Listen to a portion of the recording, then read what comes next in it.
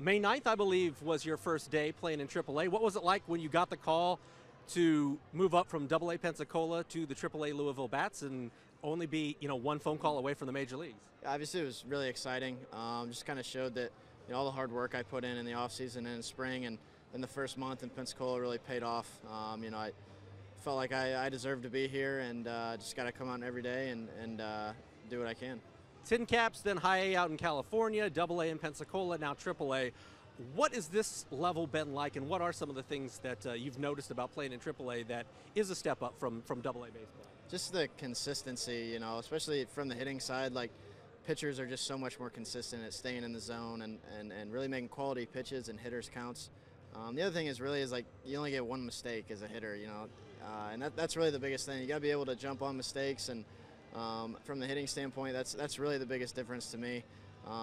As far as like the speed of the game, I don't really notice a whole much of a difference, but that's the biggest thing for me is just having to be ready to jump on mistakes as a hitter.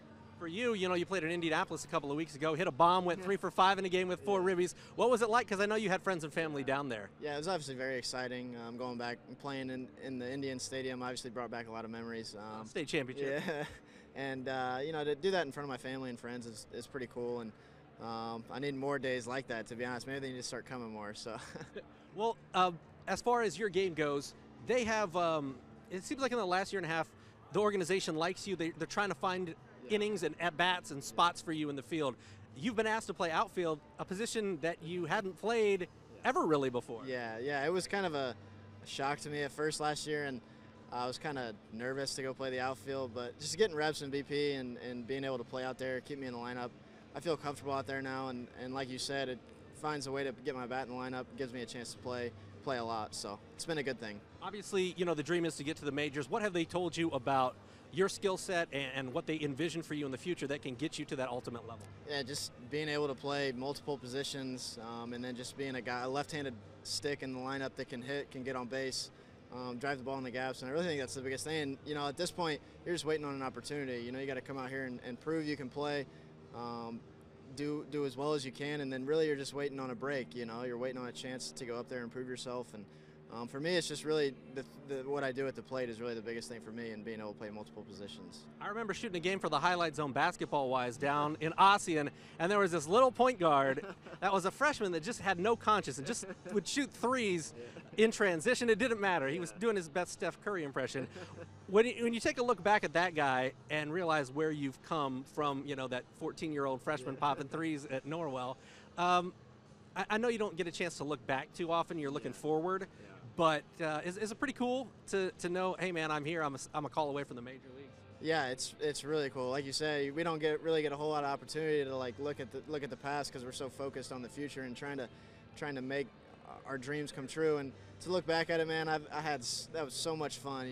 Back in those days, and to see what I've accomplished is obviously great. I think a lot of people would kill to be in the position I'm in, and but